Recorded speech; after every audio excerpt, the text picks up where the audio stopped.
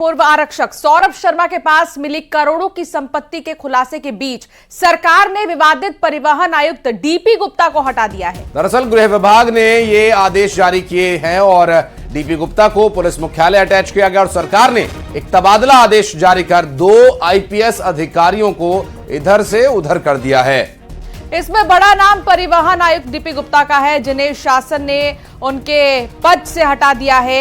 ADGP DP Gupta को फरवरी में शासन ने परिवहन आयुक्त की जिम्मेदारी दी थी और साल भर पूरा होने से पहले ही उन्हें पद से हटा दिया। और आपको बता दें कि डीपी गुप्ता के कार्यकाल में ही पिछले दिनों आरटीओ के पूर्व आरक्षक सौरभ शर्मा का 11 करोड़ रुपए का कैश और 52 किलो गोल्ड राजधानी के मेंडोरी से जब्त किया गया था।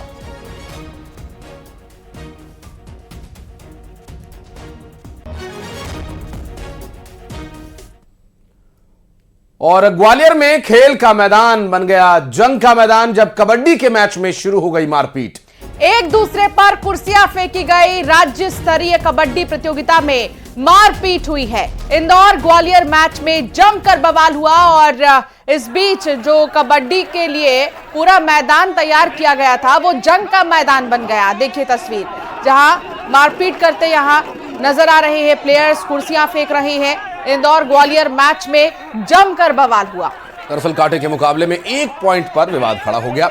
इंदौर के खिलाड़ी पर रेफरी को थप्पड़ मारने का भी आरोप है। मैच के दौरान खिलाड़ियों के द्वारा भद्रता किए जाने के मामले में ये बवाल हुआ है और ये बवाल जो कि कबड्डी के मैच के दौरान हुआ। कबड्डी होनी थी टीम्स के बीच, लेकिन शुरू हो गया मुकाबला दंगल का रेफरी और खिलाड़ियों के बीच। ऐसे में कबड्डी प्रतियोगिता में मारपीट का ये पूरा मामला ग्वालियर से सामने आया और खेल की गरिमा को तार-तार किया गया यहाँ पर। और जो पॉइंट्स दे रहा रेफरी था, क्योंकि बहुत ही क्लोज ये मैच बताया जा रहा है और 1 पॉइंट से मैच हारने के बाद इस पूरे मैच का ही तख्ता पलट हो गया जब रेफरी के साथ खिलाड़ियों ने मारपीट करना शुरू कर दिया। और आरोप है इंदौर की टीम पर कि रेफरी के साथ वहां पर मारपीट की गई, थप्पड़ मारा गया रेफरी को और खेल की गरिमा को तार-तार किया गया। ग्वालियर से पूरा मामला सामने आया।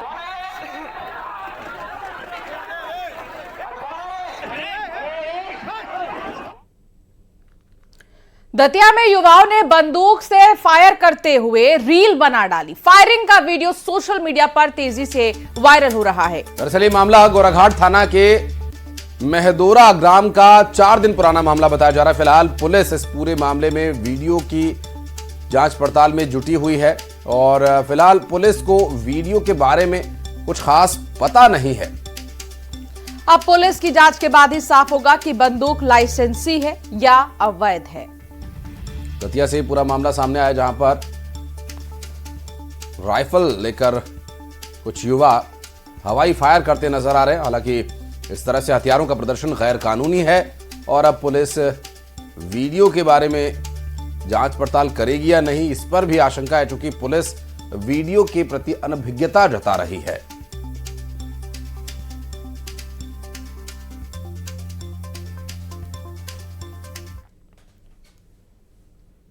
और अब बात शिवपुरी की होगी, जहां एक महिला को रील बनाने का ऐसा नशा चढ़ा कि उसने थाने के बाहर से निकलने की रील बना डाली। दरअसल ये मामला जिले के पिछोर थाने का है, जहां गाड़ी की जमानत कराने आई महिला ने बाहर निकलते हुए रील बनाई और इसे वायरल कर दिया। अब पुलिस ने इस पूरे मामले पर एक्शन लिया है और महिला को नोटिस इशू किया गया है। हालांकि इस तरह के रील्स हमने पहले भी देखे हैं, लेकिन उसमें कम उम्र के युवा और खास करके लड़कों को हमने देखा इस तरह की रील बनाते हुए, और अब महिलाएं भी इसमें पीछे नहीं हैं।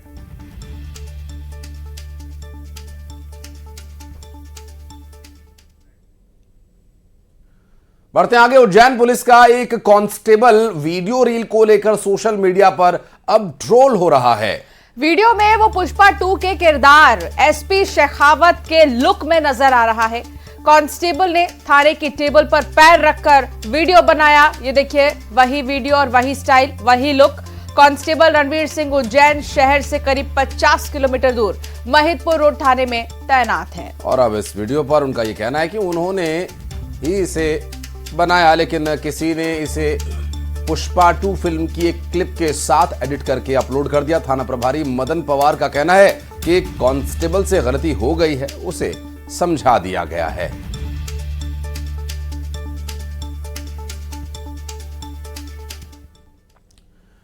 और अब बात धमतरी की, जहां शराब की दुकान में लूट और तोड़फोड़ के 6 आरोपियों को पुलिस ने गिरफ्तार कर लिया है। गिरफ्तारी के बाद पुलिस ने आरोपी बदमाशों का शहर में जुलूस भी निकाला और सड़क पर उठक बैठक कराई।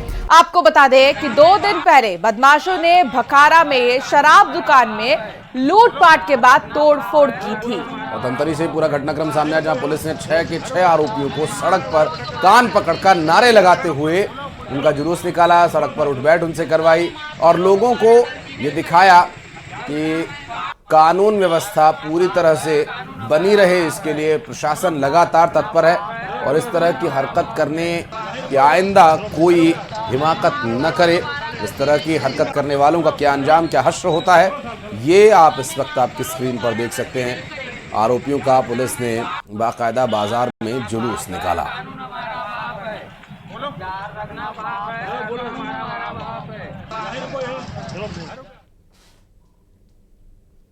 बलौदाबाजार से खबर आ रही है, तेज रफ्तार गाड़ी बेकाबू होकर घर में जा घुसी। दरअसल हादसे में घर के लोग बाल बाल बचे हैं और ड्राइवर और हेल्पर काफी देर तक गाड़ी में फंसे रहे। गैस कटर से ड्राइवर को काट करके बाहर निकाला गया।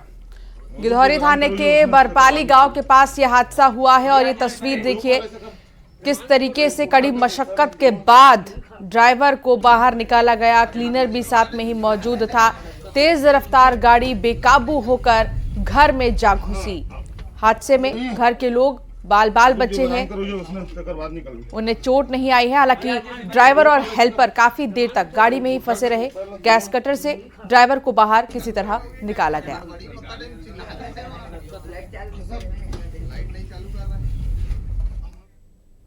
और बढ़ते आगे, पन्ना टाइगर रिजर्व से एक रोमांचित कर देने वाला वीडियो सामने आया और ये वीडियो सोशल मीडिया पर अब काफी देखा जा रहा है, जिसमें अब आप देखेंगे इस वीडियो में किस तरीके से बाघ ने 2 आवारा कुत्तों पर हमला किया। देखिए ये तस्वीर आपके सामने।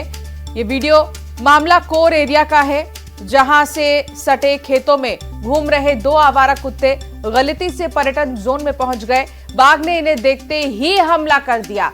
हालांकि बाघ के हमले से कुत्ते किसी तरह से बचकर निकल गए और आसपास ही घूमते रहे। हालांकि इस घटना को लेकर सैलानी काफी देखकर रोमांचित हो गए और ये बाघ ने उन्हें खदेड़ने के लिए एक धमकी दी और अपने क्षेत्र से चले जाने का एक तरह से इशारा किया। और वहां पहुंचे पर्यटकों ने इसे अपने अपने मोबाइल्स में रिकॉर्ड किया और सोशल मीडिया पर अब इस वीडियो को शेयर किया गया, जो कि काफी देखा जा रहा है।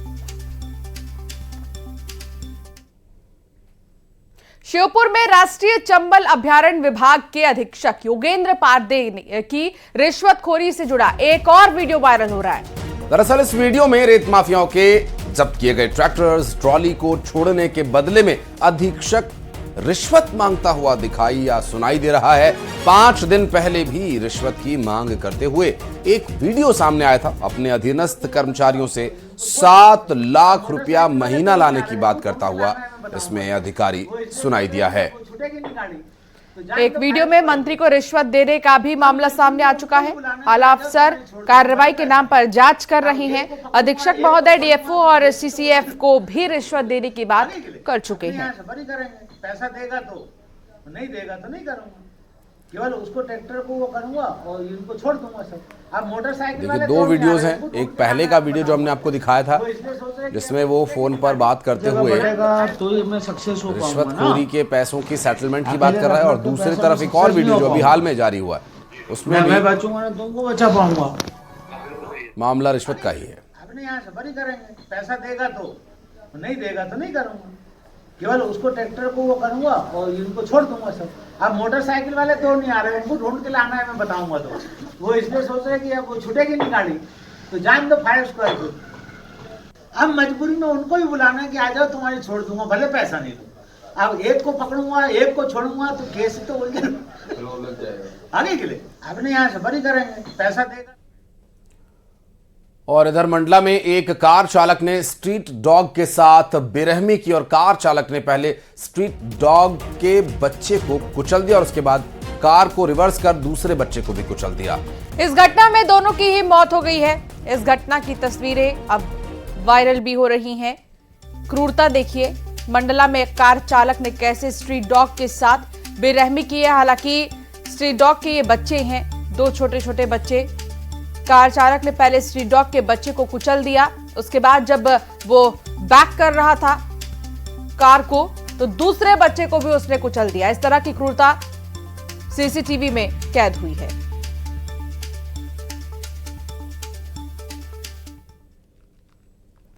बालाघाट में लोकायुक्त ने बड़ी कार्रवाई की है और 30,000 की रिश्वत लेते बीएमओ को अरेस्ट किया है। दरअसल निजी क्लिनिक संचालक की शिकायत पर एक्शन लिया गया और बीएमओ ने यहां संजीवनी दवाखाना सील किया था और चाबी लौटाने की एवज में 50,000 रुपए मांगे थे और 30,000 रुपए की रकम के साथ बीएमओ प्रवीण जैन और उनके पुत्र प्रिंस जैन को रंगे हाथों पकड़ा गया। सिविल अस्पताल बैहर के सामने आवासीय परिसर में ये कार्रवाई हुई है।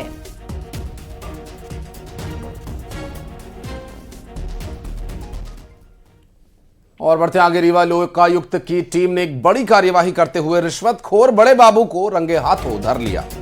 बड़े बाबू ने एरियर भुगतान की 12,70,000 की राशि का भुगतान करने के एवज में 50% राशि की मांग की थी, जिस पर शिकायतकर्ता ने पहले 30,000 रुपए दिए और लोकायुक्त में शिकायत कर दी, जिसके बाद लोकायुक्त की टीम ने बची हुई किश्त लेते बड़े बाबू को रंगे हाथों गिरफ्तार किया। पहली किश्त के रूप में 30,000 और बाकी किश्त लेते ही बड़े बाबू बड़ा कांड करते हुए पकड़ लिए गए।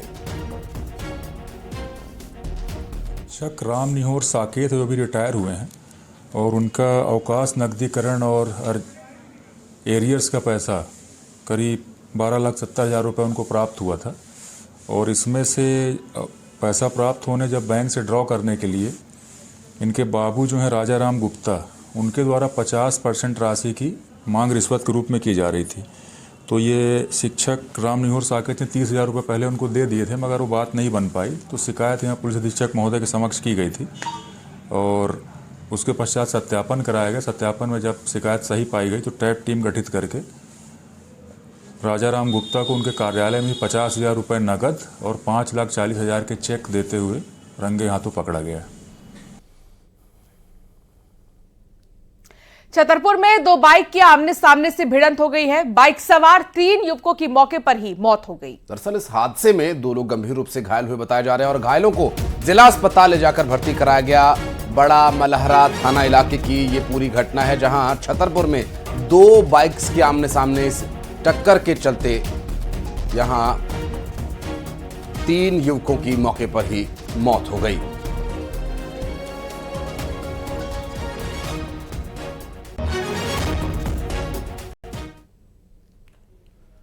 और बढ़ते आगे, भोपाल का जहरीला कचरा धार के पीथमपुर पहुंच चुका है, जहां इसे पूरी तरह से निपटान किया जाना है, इसे नष्ट किया जाना है। लेकिन इससे पहले ही यहां लोगों का विरोध शुरू हो गया है।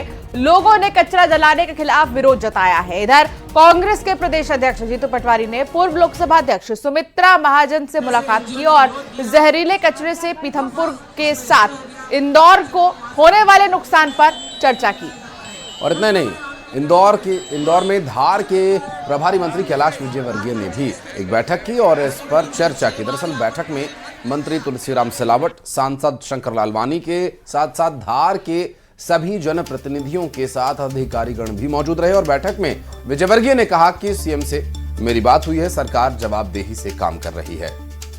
आप चिंता मत करिए। उन्होंने कहा कि मैं भी मालवा का बेटा हूं। उन्होंने बैठक में शामिल लोगों से कहा, आप लोगों की संतुष्टि के बाद ही फैसला लिया जाएगा। और इस पूरे घटनाक्रम से जुड़ी 4 तस्वीरें भी हम आपको दिखा रहे हैं, जब कचरे को 250 किलोमीटर लंबे एक कॉरिडोर से ले जाया गया। 12 कंटेनर्स में 337 टन कचरा पीथमपुर पहुंचा। फिर कचरा जलाने का विरोध शुरू हुआ और फिर ताई से मिलने पहुंचे जीतू पटवारी और कचरे के निपटान को लेकर लोगों की सहमति से इसे किए जाने के संदर्भ में कैलाश विजयवर्गीय ने भी एक बैठक की। सभी लोगों के विचार सुने हैं और हमने ये विश्वास दिलाया है कि इसमें जनहित का हम ध्यान रखेंगे।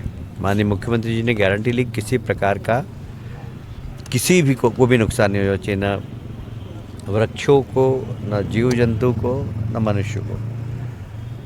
सुप्रीम कोर्ट ने भले हमको आदेश दिया है, पर आदेश के बाद हम इस बात का बहुत ध्यान रखेंगे कि इस कचरे को जलाने में किसी प्रकार की कोई पर्यावरण में किसी प्रकार की हानि नहीं हो।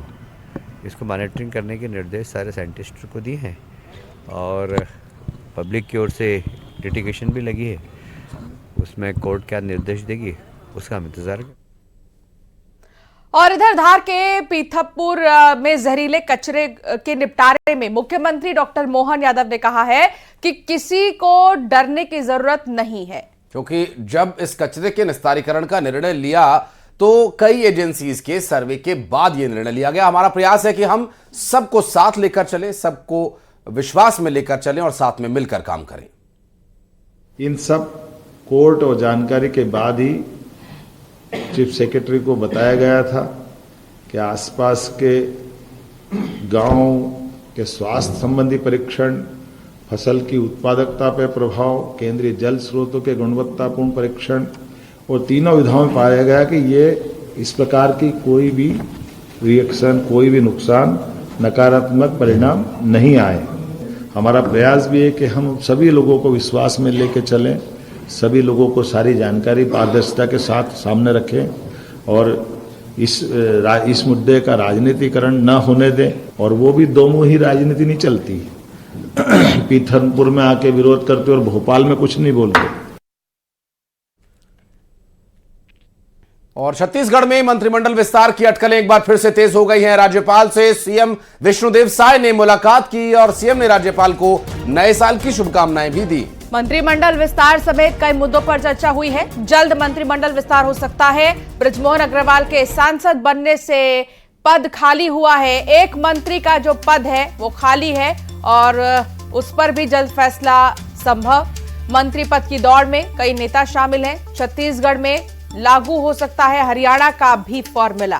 दरअसल हरियाणा फॉर्मूला इसलिए क्योंकि हरियाणा में जिस तरह से मुख्यमंत्री समेत 14 मंत्रियों का ये कैबिनेट काम करता है, ऐसा ही छत्तीसगढ़ में भी किया जा सकता है। और लगभग सीटें भी आसपास की ही है और जो राज्य का हालांकि फैलाव क्षेत्रफल के हिसाब से देखा जाए तो छत्तीसगढ़ बड़ा राज्य है और सीटों के लिहाज से भी वही फॉर्मूला यहां पर लगाया जा सकता है और 14 मंत्री मुख्यमंत्री समेत कैबिनेट के हो सकते हैं। और इसी के साथ की कड़क खबरों में फिलहाल इतना ही। आप बने रहिए न्यूज़ 18 के साथ।